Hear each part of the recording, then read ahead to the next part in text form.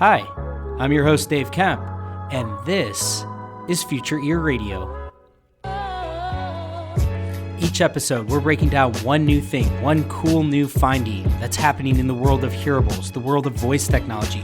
How are these worlds starting to intersect? How are these worlds starting to collide? What cool things are going to come from this intersection of technology? Without further ado, let's get on with the show. All right, so we're joined here today by Jeff Adams.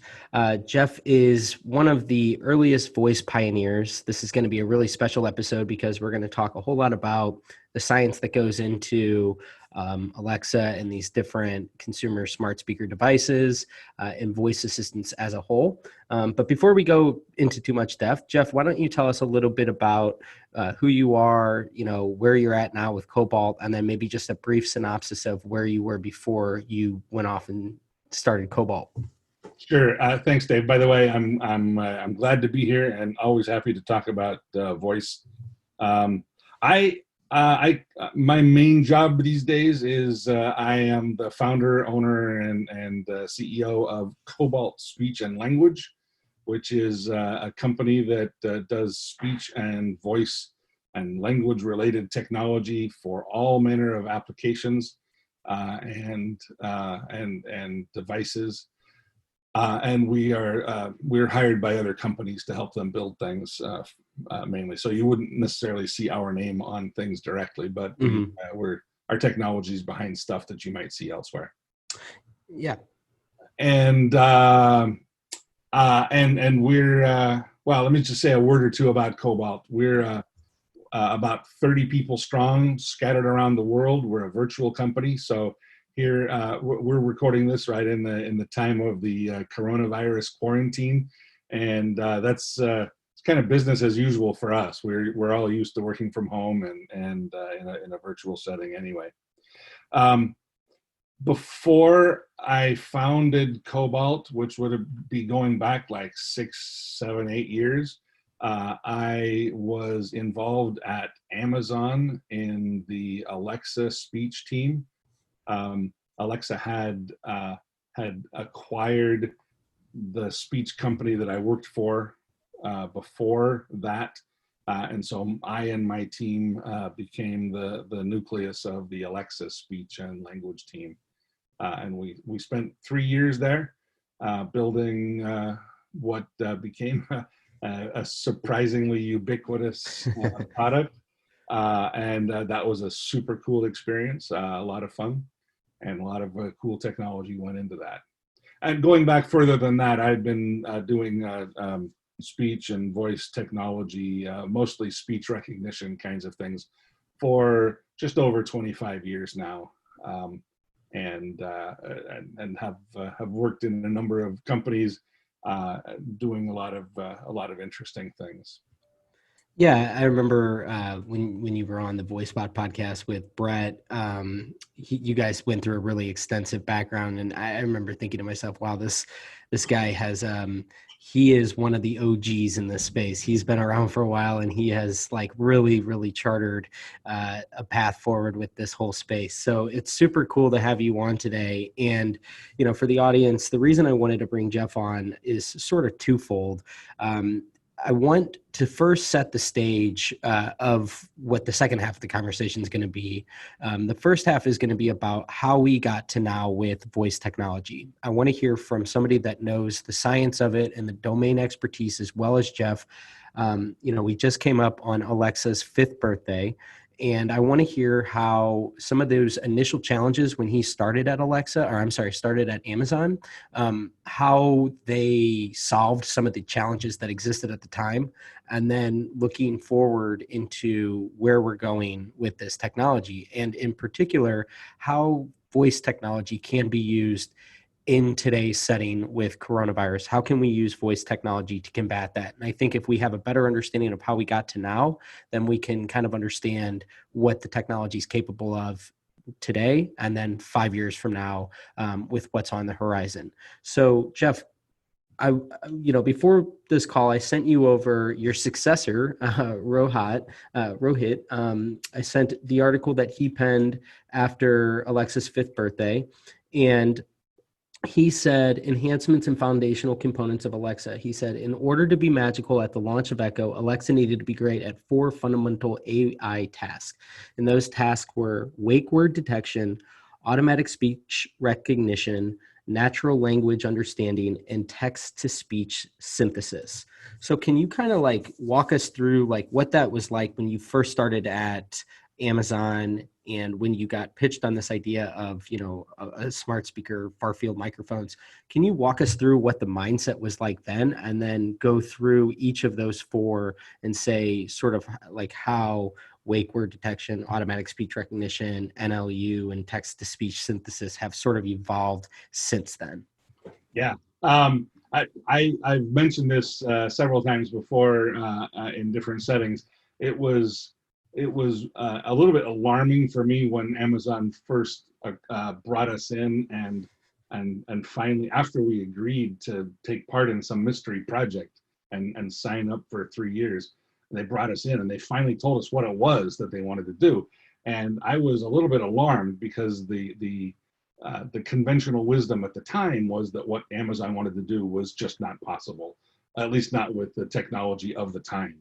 And and so there were things that we had to invent, develop, and it wasn't, you know, it wasn't all invented in-house by my team. There were a lot of smart people working in academic settings, and we built upon their work and consulted with them and so forth.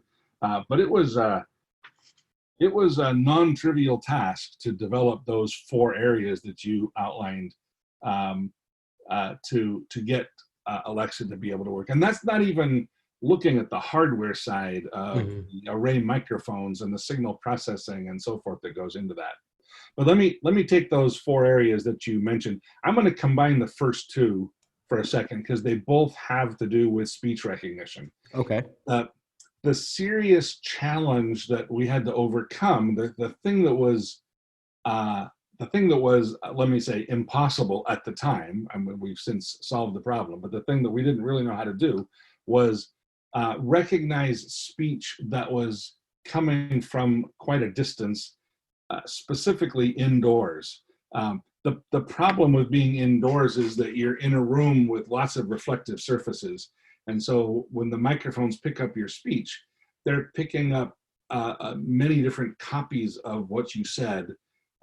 One copy is going straight from your mouth to the microphone, but there's also a copy that's bouncing off the window, and another copy bouncing off the desk, and another copy bouncing off the wall, and whatever. And each one of those arrives at the microphone with a little bit of a delay based on how far it had to travel in its bounce, and also with a little bit of distortion based on whatever it bounced off of. And so instead of just getting one simple copy of your speech, which was what all speech recognition at the time was used to, it had to deal with this muddle of, you know, 5 or 10 different copies of your speech, each one slightly delayed and distorted, and then all combined together. So that was really hard. That was the part of what was really hard about this problem. And that applies both to the problem of recognizing a wake word, but also recognizing the speech that's going to go with it. Let me tell you just a little bit how we tackled that problem. If that problem had been presented to us 5 years earlier, we would not have had the tools to solve it. Very fortuitously, just a couple of years before Amazon set out to build the Alexa technology and the Echo devices in particular, just a couple of years earlier, there had been a breakthrough in applications of deep neural networks, sometimes called deep learning, to speech recognition. And this was a new and different way of characterizing for what we call the acoustic model, meaning that part of the system that recognizes what sound of the language it's hearing, that can tell the difference between an oo or an ah or a sh or a p or whatever, the different sounds of the language. uh, and um, and the previous approaches were kind of brittle in that respect. That if it was getting, you know, it, they had a hard time representing the variety of sounds that you might get when you're getting these, you know, echoey, reverberant, muddled copies of the speech signal bouncing off of surfaces in a room. But these deep neural network models were revolutionary and allowed a lot better modeling of how to recognize those sounds. And as long as they had enough data to feed them, as long as you had enough data to say, here's what these sounds, you know, here's what these are going to sound like within a room, they were able to capture that, and you were able to model that with these deep neural networks. So that's the one thing that was a prerequisite that had fortuitously just come along just a year or two before. Well, maybe 3-4 years before, but pretty close before. And so then the other piece that we had to do to take advantage of that was to go collect a whole bunch of data from people speaking in rooms. And we had to capture every conceivable kind of room. We had to capture offices and bedrooms and living rooms and kitchens and bathrooms and garages and whatever else. And so at Amazon, we had a very ambitious data recording project. And of course, this was doubly hard because it was all done, the project was so secretive. We couldn't really tell people what we were doing, but we collected recordings of many thousands of people in many hundreds of settings of different rooms and so forth, and we're able to then feed these deep neural network training algorithms all of this data and let it learn how to recognize this reverberant speech. And so that was the first key, which we solved with these two sort of joint techniques of using deep neural networks and lots of data that was collected that captured all of that. Yeah, very fascinating. So that's the one piece. There's another piece that when you say to me, okay, I want to be able to ask my Echo to play any song that is in Amazon's catalog. And there were more than 1 million songs at the time. It's more now. But at the time, there were more than 1 million songs. And they all had a lot of interesting words in their titles, some interesting spellings and so forth. And we had to figure out, okay, how to make, I'm just using the music playing as an example, but you know, the same thing applies to asking for weather in random cities and whatever.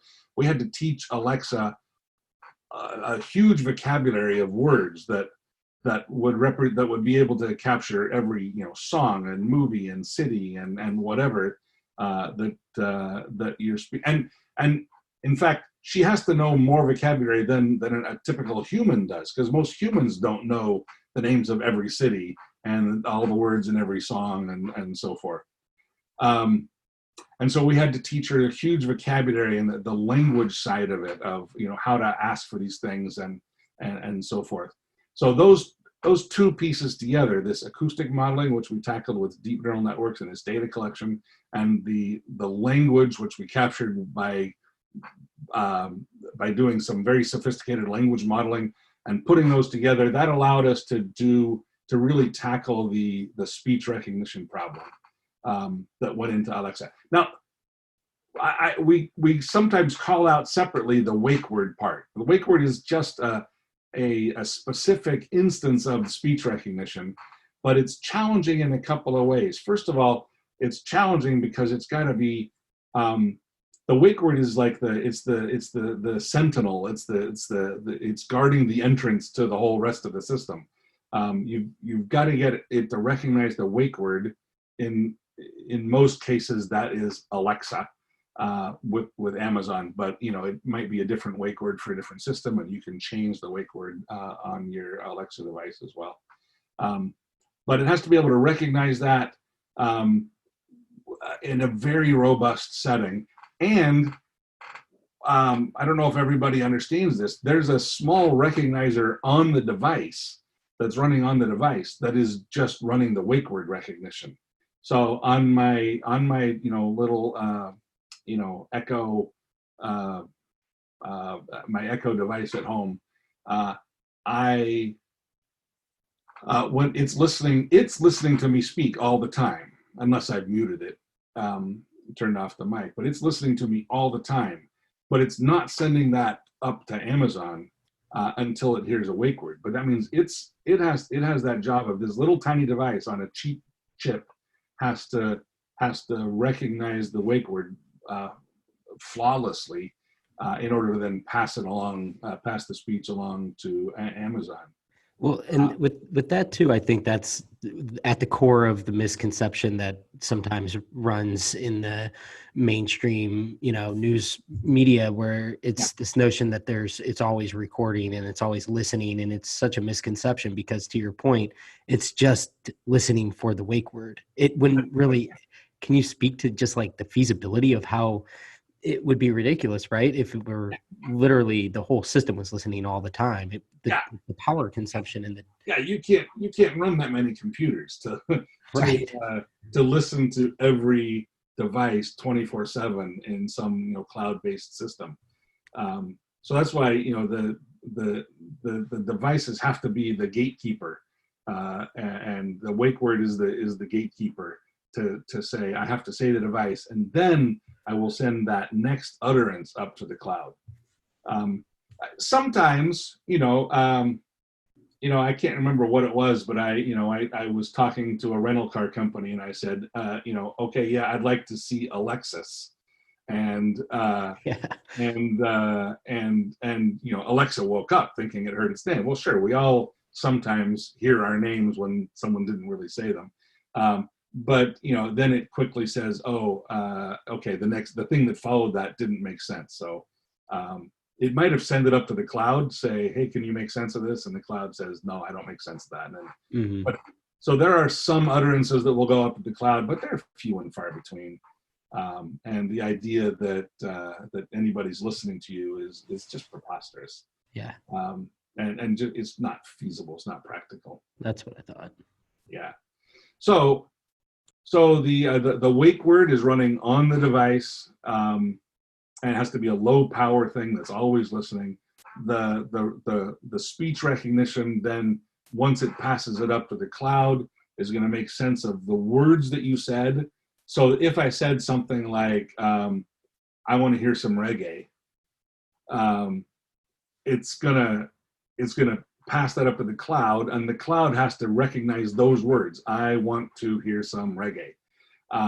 Now, we're done with the first two of your four bullets there, right? Yeah.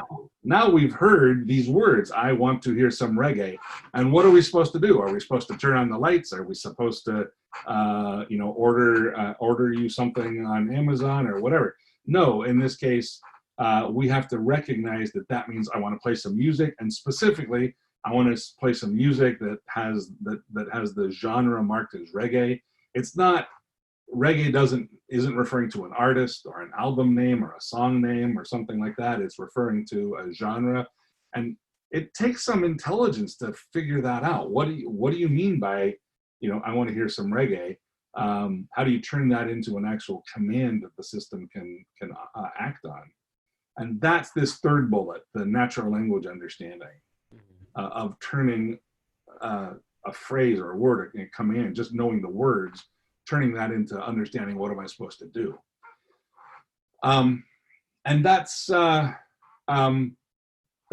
challenging. I honestly think at Amazon, and when we first released it, I think the speech recognition was more accurate than the natural language understanding. When it made mistakes in those early days, I think it was more often because the natural language understanding fell down and wasn't able to parse whatever it was that you said. But that has changed dramatically over the last 5-6 years, and the natural language understanding is super powerful now. I still sometimes find it making mistakes for me, and I'm sure we all do, either mistakes on the speech recognition or on the natural language understanding. But that's what the natural language understanding part is, and it's got to figure out what are the things that you're talking about, and what are basically it comes down to understanding verbs and nouns. So it's got to understand the verbs, meaning what do you want it to do, and then the nouns, what are the things that you want it to act on. So when I say I want to play some reggae, it needs to understand the verb that means, okay, play some music. And then it needs to understand, that the word reggae means a style of music or whatever. And that's challenging. It's a hard problem, and there were some primitive NLU kinds of systems at the time, but with Alexa, we had to really advance the state of the art there to be able to understand a broad array of things with a large collection of cities, or, as I mentioned, cities or song names or whatever. And then the final piece is, once we haven't, if someone asks a question or if we need to respond to the user and say something back, we want that to sound natural. And at the time when Alexa was first unveiled, a lot of people remarked that her voice was remarkably natural sounding. I mean, it still is. I think Alexa sounds great. Agreed. But that was not easy. If you remember back to Stephen Hawking's text to speech voice or whatever, we've come a long way in recent years, and that work was done primarily by an outstanding team in Poland that was acquired by Amazon, and is now Amazon's text-to-speech team, and continues to improve the naturalness of the voice, which, as I say, I think is remarkably natural. And other cool features, like, I don't know if you've been following, but you can pay $1 and get Samuel L. Jackson's voice to be your voice on Alexa. And I think that's pretty cool too. Yeah, no, I totally agree. So anyway, those are the four big areas. They all required really groundbreaking, aggressive work to get them to work well. And I look back on what we did at Amazon. When they first told us what they wanted us to do, they thought it might be a 6 months to a year kind of project. And it ended up being a 3-year project from the day they unveiled it to us until we launched. It was just a few days more than a year, than 3 years. Yeah. And that was with a really impressive and large team. There were hundreds of people working on this, on the TTS and the ASR and the NLU, and sorry to use all those three letter. It was a fun and heady time for me. Yeah, no, I appreciate you sharing all that. And I have a few follow-up questions on a few of these different ones. My first question is, can you kind of recount that day that Jeff Bezos pitched you on this? And I'm just curious, was this, because I feel like I've heard conflicting stories at this point, was this initially his idea of the end goal, or do you know the origin of how Alexa was conceived? I know a little bit about it. First of all, I'll clarify, Jeff Bezos himself was not in the room, did not personally pitch it to us. Okay. But Jeff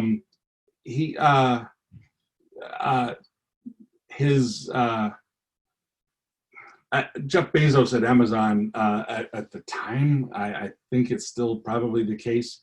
He has a right-hand man or woman that goes with him to a lot of meetings and is called his TA.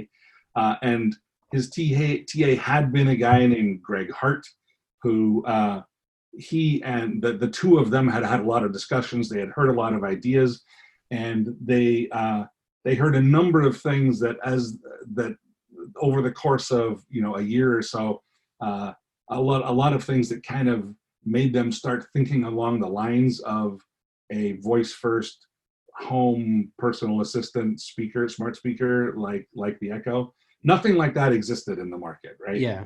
And they heard a number of things that made them think that might be an interesting thing. And so when Greg Hart, this TA, finished his term, he then took over the leadership of the Alexa project, and he was in the room. He was the one who pitched this to us, and so I don't know. I wasn't there in those meetings with them. I don't know exactly what prompted what, but they were. It clearly was a product of discussions with Jeff Bezos, Greg Hart, and maybe a few others that led to the concept of the Echo. Yeah. Okay, that's very interesting. And I know that you mentioned the two different. You said in this podcast, you said it was sort of a stealth project that you guys were working on. But I know in a previous podcast of yours that I listened to, there were dueling secret projects at the time. It was the whole Alexa project, but also the Fire Phone. And Right. I thought it was really interesting. You said on that podcast that I listened to that the insider talk was that everybody was kind of bullish on the Fire Phone, and it ended up, sort of fate would have it that it went the other way. Right. Everybody thought, oh, the Fire Phone, that's a solid bet, and and no one, there was no such thing. I mean, there were phones already, right? Mm-hmm. There weren't smart speakers already, and so people just weren't sure if that would catch on at all, if they would care about a smart speaker. And so so the Fire Phone project was our sister project. I say that most people working on either the Fire Phone or the Echo, the vast majority of people working on either one didn't know about the other, but Mm-hmm. the management levels, there was some discussion, and people generally the talk on the talk at the time was that the Fire Phone was going to be the big thing. Yeah. And the Echo was a big risky project. No one knew if it would go anywhere. Okay, so the next question I had when you were going through the four different things, something I've thought a lot about around wake word detection is, okay, so if we're moving toward the scenario where somebody in their home, they might have 5 different devices, 5 different Alexas, and let's just say I'm in some area that could be considered, I'm in my bathroom, has a wall, it's got an outlet, a plug that has Alexa in it, and then I have a smart speaker in my living room or something like that, and I'm right in between the two. How do you envision this working where you'll be able to they'll work in simpatico almost, but that they won't compete, I guess, or both be kind of responding to you? So that's already the case, that they try to coordinate among themselves to figure out. And the main thing they take into account, I believe, I have to say, most of this work was done after I left Amazon, so I don't have any inside information here. I'm just guessing as an educated observer from the outside. But I believe that what they do is they look at the volume, and so when I say Alexa in my house, I have a half a dozen devices, and they all they're connected enough to be able to compare notes, and one of them will say, oh, I heard that the loudest, and the other, okay, you take it over, because you can set up your devices like as part of a room. So when I walk into a room, I can say turn on the lights. It knows, oh, this device heard me, and so I'm going to turn on the lights in this room, as opposed to if I walk in another room and say turn on the lights, it'll turn on those lights in that room, because they can tell which device is hearing me. But sound is a weird thing, And very often when you speak, as I say, things, sound bounces around the house, bounces off walls, and very often my voice is heard by, at least I'm speaking from my personal experience in my home. Very often, if I say, sometimes I'm in the kitchen and I'm not particularly close to my kitchen echo, and I say, Alexa, start a timer for 5 minutes, and sometimes the oh. I just said that, and I just heard Alexa start a timer for 5 minutes down the hall in another room. I don't even know what one that was. I muted the one here in my office. But sometimes it'll hear me in another room, and it'll start the timer on the wrong device. That's just because they got confused about being able to decipher which one I was closest to, which one I probably intended to be talking to. But they're getting smarter about that. Alexa is starting to take into account context of like, he usually sets timers in the kitchen, not in the bathroom or whatever. So yeah, interesting. So using a little bit of contextual information. Exactly, starting to take that into account. So I think that's great, because I think now both myself and hopefully the listeners have a better understanding of like the actual inner workings of these devices and how we sort of are able to operate them in the way that we can, and just having a better sense of how sophisticated these things really are. And so what I would love to now focus the conversation on is, okay, so where we are today, I would love to hear, focusing this on coronavirus. So can you share with me some of the different ways with the technology in its current state, how we can maybe use it in some capacity to either support, augment, or even kind of combat the disease in some capacity? Yeah, sure. So we've been talking a lot about Amazon and Alexa during this conversation, but honestly, that was 5 or 6 years ago. My current life is working with companies that are trying to do other creative, interesting things with speech technology. And we have a group that we're talking to right now to develop screening kiosks where when you're like entering into a workplace or a public space or whatever, that instead of having a person that has to ask you all sorts of health questions like have you been exposed to this? Do you have a cough? What's your temperature? Whatever, I don't know, whatever they might ask. That this little kiosk will just interact with you by voice, and rather than having to like pick out on a keypad the answer to a question, you can just speak naturally to it.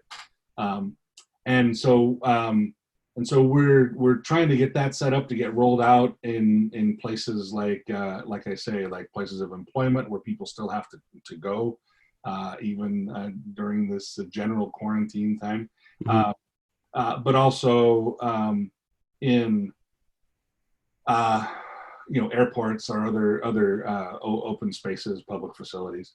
And so we're working on that. Now, that's just simply, being able to have a conversation with someone about a directed topic, in this case, health questions. There's another level of this, which I find much more fascinating, and that is the idea that a lot of diseases, including coronavirus, they affect your speech itself. Yeah. So with coronavirus, it affects your ability to breathe and how deeply you can breathe. You run out of breath. You'll speak in shorter utterances. You'll have to stop and take a breath. You might have a rattle in your lungs. Anyway, there's a number of things that might affect your speech. And the question is, can we spot those automatically? Can we listen to someone speak and say, oh, that sounds like they might have coronavirus, and do a sort of a first level, really easy, cheap screening that can be done just on a tablet or something, instead of requiring a kit, whatever, and someone could do it from home on their phone or whatever. So we at Cobalt have a sister company called Canary Speech that focuses generally on diagnosis and evaluation of disease conditions, neurological conditions, things like that, which include things like depression, mental health, Alzheimer's, Parkinson's, a variety of conditions. But we're also now with Canary, Cobalt and Canary and others are looking at developing techniques to be able to detect these biomarkers that might indicate that you have coronavirus. It's very early days. We're involved in collecting some recordings of people with and without the disease, and we're just sort of picking through that data right now. And ask me in another 2 or 3 weeks whether we've been able to make some progress on that. But I'm hopeful that we will. Yeah, no, I think that's what's so interesting about this is you made a comment when we first started this conversation about how you sort of almost needed a prerequisite. You needed like these underlying technologies to have matured to enable the Alexa series of devices, right? You needed like the deep neural networks and all the advances there. And I think what's interesting is in order to do a number of the things that you've just described, whether it just be solid ASR and text to speech, in order to do sort of the triaging and the kiosk work, you need to rely on the last 5 years of progress that's been made. And then obviously with Canary, it's to a whole nother level of sophistication with that.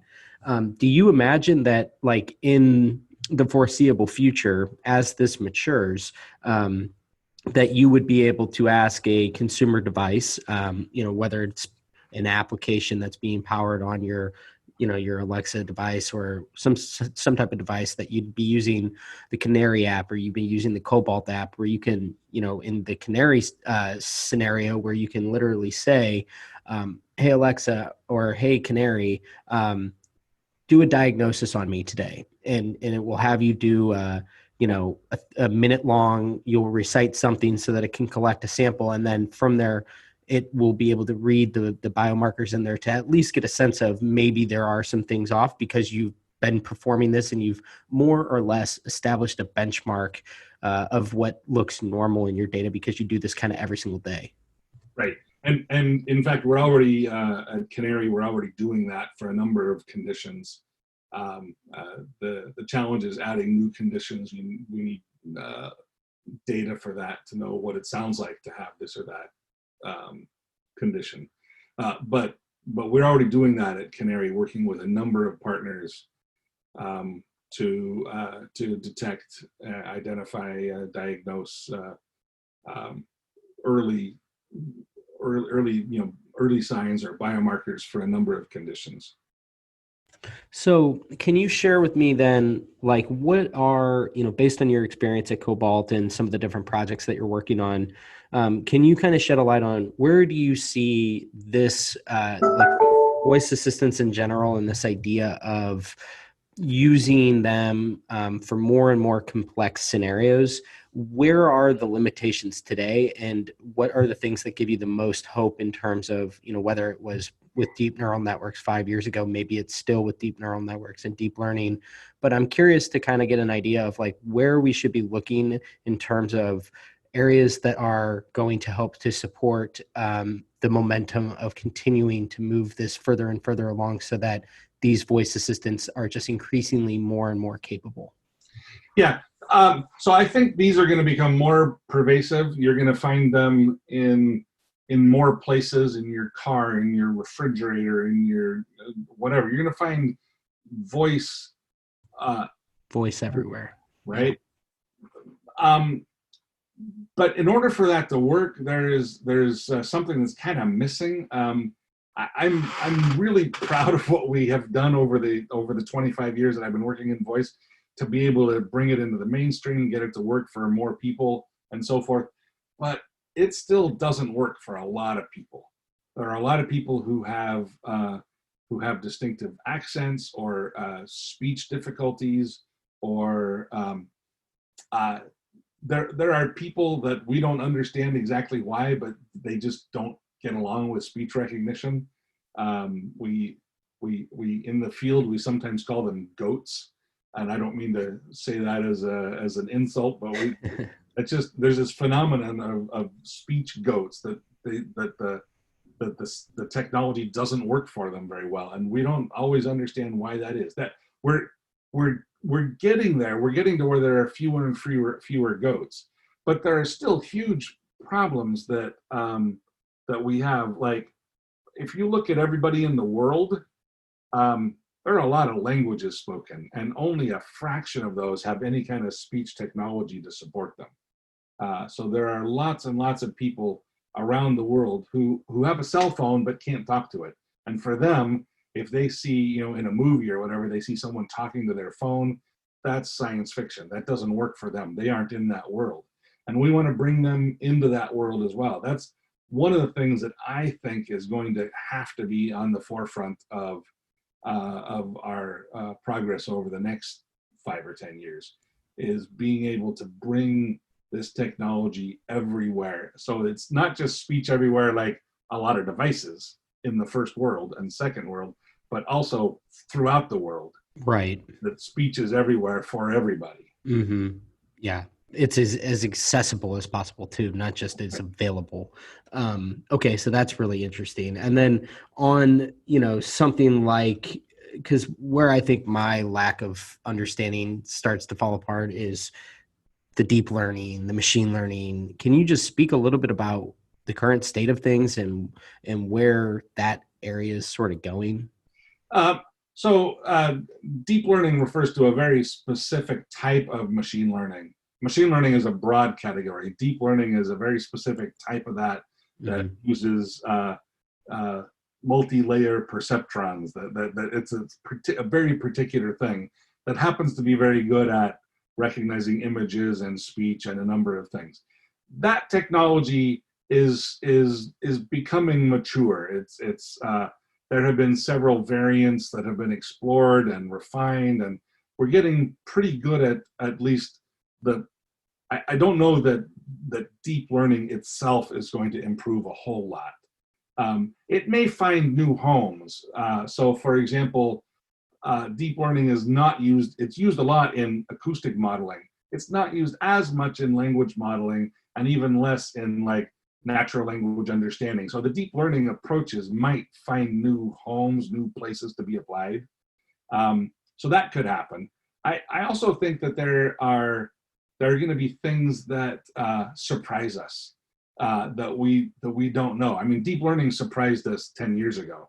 I don't know. I don't know what the next surprise is going to be. But I look forward to it, and I hope that we're smart enough to recognize it and capitalize on it. The thing that I have learned, if I've learned anything in my 25 years in this field, is that the future is just not knowable. Yeah. That you can see a little ways down the road. You can take some educated guesses about what's going to happen 6 to 12 months from now. But as soon as you start talking 2 to 3 years from now, there's just too much that is unpredictable, and things are going to impact it beyond the technology. The coronavirus thing is impacting our lives in crazy ways that we wouldn't have predicted, and that are going to, spur new developments and new product and applications. It's getting people used to working from home. Who knows how that's going to change the world? There's just a lot of things a lot of ways in which the future, I don't know how it's going to evolve. Yeah. But I hope that, like I say, I hope we're smart enough that when opportunities present themselves, we can jump on them and take advantage of them, and don't let them pass us by.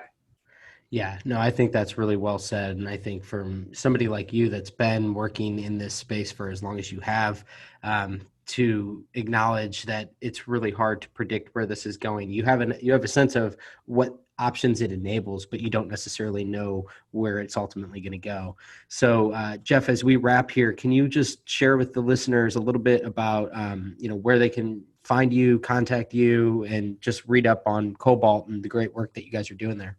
Yeah, you can find me hiding out in my house. No, seriously, you can always get a hold of us at Cobalt You can go to our website. There's a contact us button. You can send an email to info@cobaltspeech.com. You can follow us on all the social network things, and we're always happy to hear from people, especially if you have some interesting ideas for projects that we could do with you. Yeah. I mean, I got connected to you through Bruce Rasa, who is with Ag Voice. So I'm going to have a podcast episode coming out with him in the not too distant future, but another company that you guys are supporting. So I love these sort of white label voice assistants that are being specialized for different verticals and industries and stuff. I mean, to think that this is just limited to Alexa or Google Assistant is not understanding the full picture, because I think the most interesting stuff is actually happening sort of in these really narrow but deep verticals. Yep, I agree. Well, cool, Jeff. Well, thank you so much for tuning in this week, everybody. And thanks, Jeff, for jumping on. We will chat with you next time. Cheers. Thanks for tuning in today. I hope you enjoyed this episode of Future Ear Radio. For more content like this, just head over to futureear.co, where you can read all the articles that I've been writing these past few years on the worlds of voice technology and hearables and how the two are beginning to intersect. Thanks for tuning in, and I'll chat with you next time.